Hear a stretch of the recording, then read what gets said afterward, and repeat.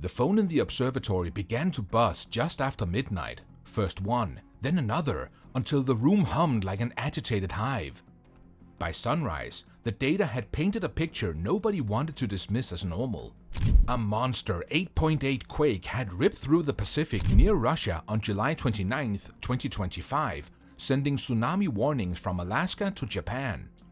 That alone would have been enough to keep seismologists busy for weeks. But hours later, something stranger happened thousands of miles away. The Cascade Range, the line of sleeping giants from British Columbia down into Northern California, started to pulse. And the question we ask, is the US in danger? The first signs.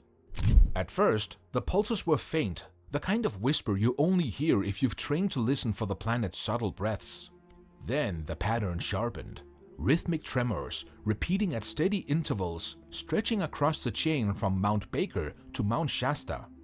For nearly 6 hours, seismic stations logged dozens of low-frequency pulses, spaced with unnerving precision. They weren't the random aftershocks you expect after a megaquake. They were synchronized, like a dozen bells struck off the same invisible mallet. That sync, so widespread, so orderly, set off a cascade of questions. Was the whole mountain chain simply ringing from the distant blast? Or was something far more consequential happening deep beneath the crust? The day the cascades sang together. By midday on July 30th, one volcano in particular began to behave differently, Mount Rainier. At 12:17 p.m., long, slow pulses started to ripple beneath Rainier's southeastern flank.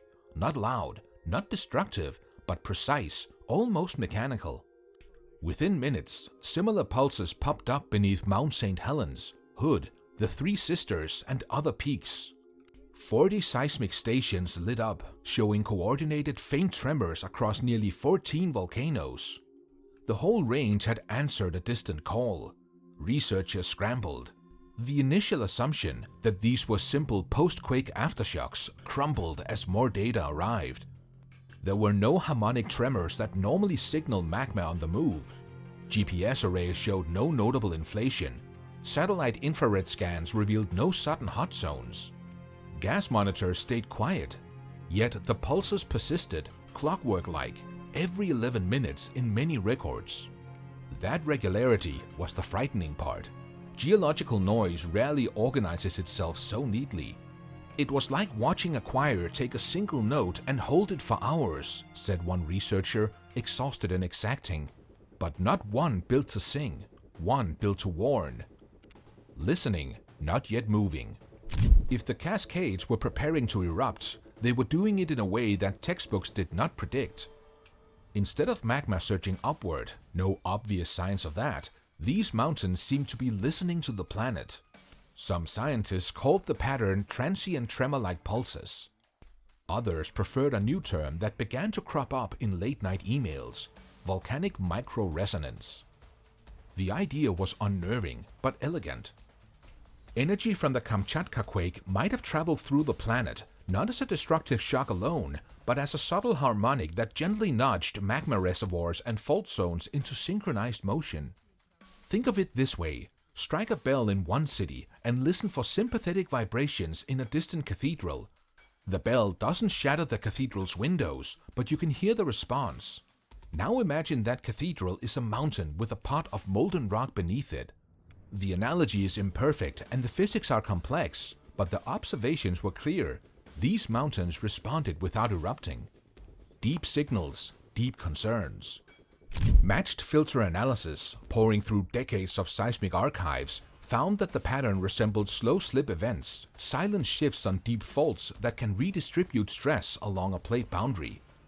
That raised uncomfortable possibilities. Could the Kamchatka quake have nudged hidden faults under the Cascades into motion? Could that redistribution, in turn, alter stress on magma systems already sitting close to the tipping point? The geometry of the Cascade arc complicates everything. These are stratovolcanoes, steep, layered, and primed for explosive behavior. Rainier wears massive glaciers. A relatively small heat pulse could melt ice, trigger lahars, and send walls of mud racing down valleys at terrifying speeds. Hood is dangerously close to Portland. Ashfall there could paralyze an entire metro area. Shasta commands important transport corridors. A surprise eruption in the Cascades wouldn't be merely local, it would ripple across the region, shaving hours of evacuation windows and costing billions. The quiet that cuts deepest. Here's what made the whole episode unnerving: the silence after. By August 1st, the pulses faded. The seismic orchestra stopped playing as suddenly as it had begun. Satellites showed no abnormal thermal anomalies. Gas emissions normalized. Official alert levels remained green, yet the labs and control rooms stayed awake. Scientists were not comforted by the quiet. They were wary of it. The Earth's lull can be calm before a shift. Historical memory is not on our side. Mount St. Helens erupted in 1980 after only weeks of warning. The Cascades' long silences are not proof of safety. They are pauses in a much larger rhythm. In the following weeks, Rainier recorded more than 1,300 small earthquakes, the most ever observed there in that time window. Most were too small to knock a glass off a shelf, but together they draw a line on the seismograph. Something below was moving. The USGS emphasized that these were likely fluids shifting through cracks, not magma pushing to the surface. That's reassuring, but it's not a guarantee. Fluids, pressure, and heat can all conspire to quickly change the system's balance. A planetary conversation. The broader implication is striking. Volcanoes may not be isolated actors. They are pieces of a planetary system that exchanges energy. The Kamchatka quake didn't just rattle local coasts. Its energy traveled, refracted, and, apparently, nudged volcanic systems across the Pacific Rim. Stations in Japan and Russia picked up sympathetic tremors in their arcs. Hydroacoustic monitors offshore recorded low-frequency tones that no one expected from supposedly quiet stretches. If true, the planet might be more interconnected and more sensitive than many models allow. Scientists are cautious. Some warn against over-interpreting a single event. Evidence suggests that distant megaquakes can influence volcanic systems on a continental scale through elastic and fluid-mediated pathways, indicating tectonic volcanic coupling. Either way, the observed coupling raises the stakes for monitoring. The Cascades, it turns out, were telling us something in a language we're still learning to translate. People between maps and memories. Back in the towns below the peaks, the human side of the story played out in quieter, personal terms. In Saparana, one family split. Some packed and left within hours, memories of past nights full of red sky driving their decision. Others stayed, unwilling to surrender vineyards and life's work to uncertain warnings. In cities, emergency planners dusted off evacuation maps and checked buses. In labs, researchers scheduled denser sensor deployments, more geophones, more GPS sites, targeted satellite passes, and deeper sentiment in every late-night message. Officials balanced a brutal equation: warn too loudly and you cause a panic and false alarms, warn too softly and you risk lives. The official posture, measured, cautious, prophylactic, felt small against the images of pulsing mountains and the possibility that a future event could come faster than the public can be moved. Where we stand now. According to the latest public advisories, the Cascades were at background levels. Eruption risk was assessed as low, but the episode rewired thinking. We no longer treat distant megathrusts as only local threats. They are planetary punctuation marks that can reverberate in unexpected places.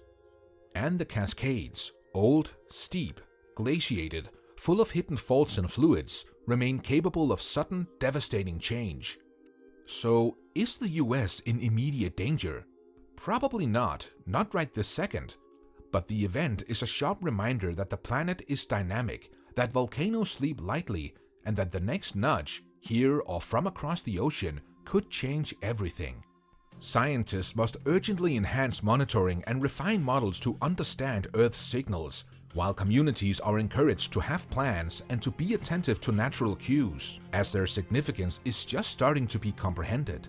You can help us tremble this channel by showing your support by hitting that like and subscribe button.